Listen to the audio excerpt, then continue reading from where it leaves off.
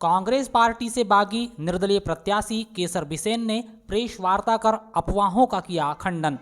3 बार की जिला पंचायत सदस्य कांग्रेस बागी महिला नेत्री केसर बिसेन ने बुधवार को अपने आवास पर प्रेस वार्ता कर उनके खिलाफ उड़ाई जा रही तमाम अफवाहों का एक सिरे से खंडन किया है। दरअसल केसर बिसेन ने कांग्रेस से टिकट नहीं मिलने पर बागी प्रत्याशी के रूप में विधानसभा क्षेत्र कटंगी खैरलांजी से विधायक प्रत्याशी के रूप में अपना नामांकन भरा है। 4 नवंबर को कटंगी में कांग्रेस पार्टी के राष्ट्रीय अध्यक्ष मल्लिकार्जुन खड़गे और पूर्व सीएम कमलनाथ आ रहे हैं। उनके आने से ठीक पहले यह चर्चाएं प्रचलित हो रही थी कि केसर बिसेन अपना नामांकन वापस ले सकती है। इन चर्चाओं के सामने आने के बाद केसर बिसेन ने प्रेस वार्ता कर इन सभी अफवाहों का खंडन किया। उन्होंने कहा कि चाहे कोई भी आ जाए उन्हें कोई फर्क नहीं पड़ता, वह स्वतंत्र प्रत्याशी के रूप में चुनाव लड़ेगी। उन्होंने कांग्रेस प्रत्याशी बोस सिंह भगत पर हमला करते हुए कहा कि कांग्रेस पूरी तरह से डर चुकी है, इसीलिए इस तरह की अफवाहें फैलाई जा रही है। और बहुत ही महत्वपूर्ण प्रश्न हमारे क्षेत्र की जनता के मन में इस वक्त चल रहा है, क्योंकि अभी जो वर्तमान राजनीतिक परिदृश्य है, कटंगी विधानसभा क्षेत्र की जनता का राष्ट्रीय राजनीतिक दलों से विश्वास उठ चुका है और पूरे क्षेत्र के अंदर इस बात की लहर चल रही है कि स्थानीय व्यक्ति को इस क्षेत्र का विधायक होना चाहिए, जिससे घबरा करके कतिपय हमारे कांग्रेसी भाई अफवाह फैलाना है कि पहले ये अफवाह फैल रही थी, ये लोग इस किस्म की अफवाह फैला रहे थे कि भाजपा का मंत्री गौरीशंकर बिसेन हमको चुनाव लड़ा रहा है। उस अफवाह का जनता में कोई असर नहीं हुआ, लगातार लोग जुड़ते गए और लोगों को पता है कि ये अफवाह फैलाने वाला जो बोस सिंह भगत और उसके चमचे हैं वो नंबर 1 के झूठे और बदमाश लोग हैं। ये कटंगी में कांग्रेस का प्रचार करते हैं और वाराणसी जाकर के भारतीय जनता पार्टी का सरेआम प्रचार करते हैं, तो इस अफवाह को जनता ने सिरे से नकार दिया। इसके बाद इन्होंने नया सिगुपा जनता में छेड़ा है कि केसर बिसेन जो है वो अपना फॉर्म हटा लेगी, नाम निर्देशन पत्र हटा लेगी। हमारे कार्यकर्ताओं के घरों में जाकर के इनके लोग उनको बरगला रहे हैं कि 4 तारीख को आदरणीय मल्लिकार्जुन खड़गे जी के मंच पे और कमलनाथ जी के मंच पे जाकर के केसर बिसेन जी समर्थन देने वाली है, तो आप हमसे पहले ही जुड़ जाओ। मैं आपको बताना चाहता हूँ, क्योंकि कटंगी विधानसभा क्षेत्र का कांग्रेस का कार्यकर्ता अत्यधिक नाराज है और कोई भी व्यक्ति जिसके मन में भारत के संविधान के प्रति आस्था है वो ऐसे व्यक्तियों के साथ जुड़ना नहीं चाहता और जुड़ भी नहीं रहा है। और इन्होंने 4 तारीख को जो सभा आमंत्रित करी है, 7,000 कुर्सियां और 10,000 लोगों के खाने का प्रबंध किया है। पूरे बालाघाट लोकसभा क्षेत्र के लोग तो उस सभा में आने वाले हैं। आटो विधानसभा से टारगेट है 1500 लोग लाओ और 10,000 लोग करो, परंतु कटंगी विधानसभा क्षेत्र का ओरिजिनल कार्यकर्ता इनके साथ इसके पहले भी जन आक्रोश रैली में भी नहीं था और अभी भी नहीं है।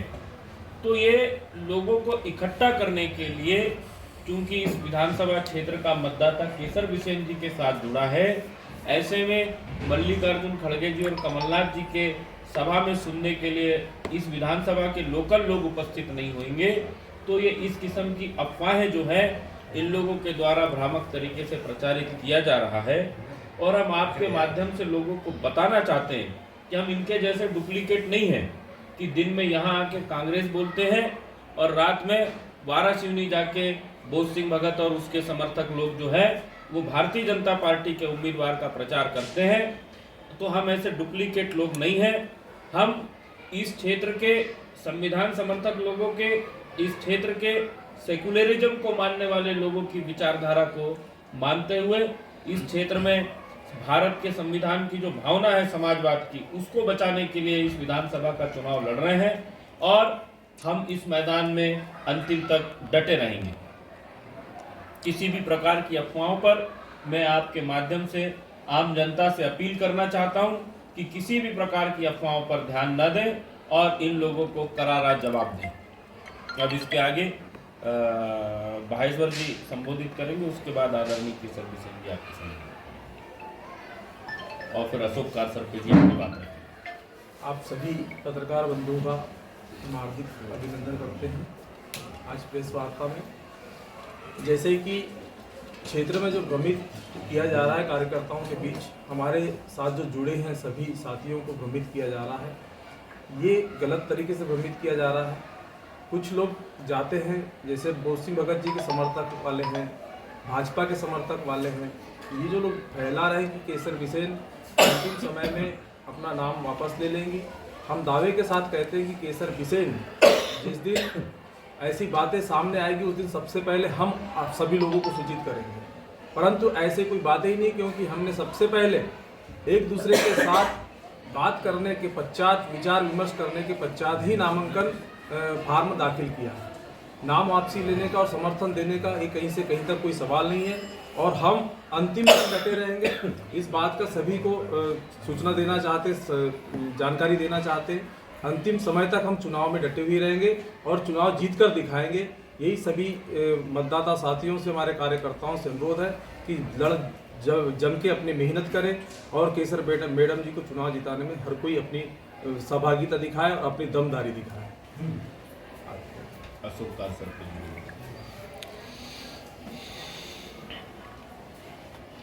धन्यवाद साथियों।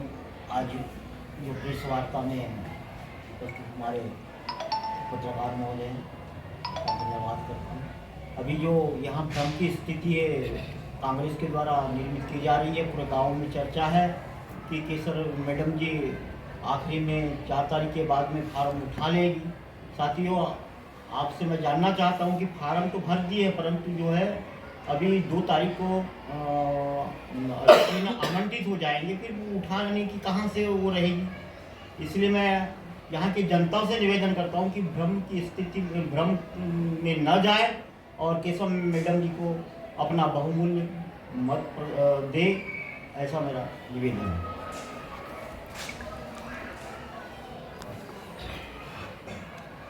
नमस्कार, मैं केसर बिसेन निर्दलीय प्रत्याशी के रूप में नामांकन फॉर्म भरा है और समस्त अपने साथीगण और संगठन के माध्यम से मीटिंग करके प्रस्तावित करके नामांकन फॉर्म भरा है और जनता का प्रत्याशी बन करके, क्योंकि जनता की मांग थी कि हमें बाहर का प्रत्याशी नहीं चलेगा, क्योंकि 2 दिन पहले भाजपा का डीएनए अपने आप को बताते हैं और 2 दिन के बाद वो कांग्रेस में आकर खरीद फरोख्त कर टिकट ले आते हैं। इससे हमारी जनता बहुत नाराज है, क्योंकि विगत कई वर्षों से हम कांग्रेस पार्टी का काम किए हैं और ऐसी स्थिति में कोई पैराशूट आ जाता है तो जनता उसको एक्सेप्ट नहीं करती। अभी अच्छी स्थिति में है तो ये कांग्रेस के जो प्रत्याशी हैं और उनके जो परिवार के लोग हैं, उनके साथ जो चल रहे हैं, ये जनता को भ्रमित कर रहे हैं, क्योंकि ये बौखला गए हैं। खौराई बिल्ली खंबा नोचे। जब मैंने वचनबद्ध हूँ, वो नहीं कि फॉर्म भर दिए और किसी ने आकर समझौता कर लिया, तो बिल्कुल मेरे से बनेगा ही नहीं। और ना मैं जनता की भावनाओं को ठोस पहुंचाने का काम करूँगी और ना अपने संगठन के लोगों की भावनाओं को ठोस पहुंचाने का काम करूँगी। हम दल बल के साथ लड़ रहे हैं और लड़ेंगे भी और जीतेंगे भी, क्योंकि अभी मैं जगह जगह जा रही हूँ तो मुझे यही सुनने मिल रहा है। हम सबको कन्विंस करा रहे हैं कि भाई ऐसी कोई बातें ही नहीं है, हमने फॉर्म उठाने के लिए नहीं भरा है, हम तो लड़ने के लिए भरा है। और जनता की भावनाएं भी अच्छी है, समर्थन भी अच्छा मिल रहा है हमको। और जब ये जाते हैं तो इनको करारा जवाब मिलता है कि आपको अभी 4 महीने रहना था, इतने जल्दी करके आपने बहुत बड़ी गलती किया है। और जिनने मेहनत किया था उनको टिकट मिलना चाहिए था, लेकिन जो बात तो ख़त्म हो गई यहाँ पे।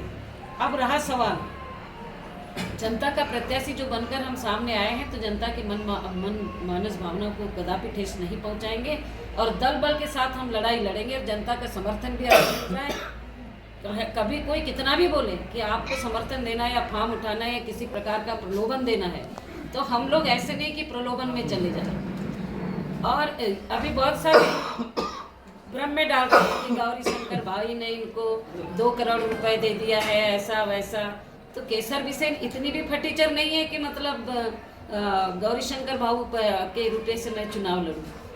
और मैं बताना चाहती हूँ कि ये बोध सिंह भगत ने निर्दलीय चुनाव लड़ा था, तब का इनको भी किसी ने रुपये देकर लड़ाया होगा, इसलिए ऐसी बात करते। जो चोर होता है तो उसके मन में चोर ही होता है, ये अपने समान समझते कि ये चोर है, ये तो प्रलोभन में आए हैं, वहाँ टिकट नहीं मिली तो यहाँ पर टिकट कैसी मिली है ये भी हमको मालूम है, हमने टिकट लिया है, इसलिए इस प्रकार की बात नहीं करेंगे तो क्या करेंगे, क्योंकि जो जैसा होता है उसके मन में वैसे ही विचार आते हैं। हम लड़ रहे हैं, कदापि कोई भी आ जाए, कमलनाथ जी भी बोले कि आप समझौता कर लीजिए, हम आपको निगम का पद देंगे। तो इसके पहले तो संजय उइके जी भी आए थे, हिना कांवरे जी भी हमारे बीच में आई थी, उनको हमने यही करारा जवाब दिए थे। अब क्या बच गया जो यहाँ हमें समझाने आएगी? क्या मुख्यमंत्री बनाने आई है कि निगम का अध्यक्ष बनाने आएगी? हम कदापि नहीं मानेंगे इस बात को, और हम चुनाव लड़ रहे हैं, ये इसके साथ बोले। धन्यवाद। इन्हीं शब्दों से अपने अपनी वाणी विराम देते। आशुतोष जी, मेरा एक सवाल आपसे है। अभी जैसा कि आप बता रहे हैं कि भ्रम फैलाया जा रहा है, एक चर्चा नगर में खूब चल रही है कि आप यहाँ से मध्य रात्रि में निकल रहे हैं, कुछ कांग्रेसियों से मिल रहे हैं। इन चर्चाओं पर क्या कहना है आपका?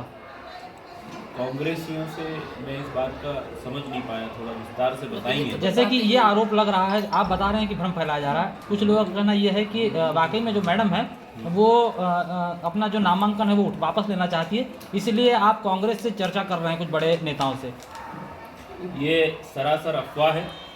ये जो आपके दिमाग में बात भरी गई है, ये मैं फिर कहना चाहता हूँ कि ये लोग लड़ नहीं पा रहे हैं, इनके साथ लोग नहीं हैं, इनके साथ बूथ में एजेंट नहीं मिलने वाला है, तो ये लोग भ्रम, इस तरीके के भ्रम फैला के जो है जनता को और कांग्रेसियों को और हमारे साथ जुड़े हुए लोगों को गुमराह करना चाहते हैं।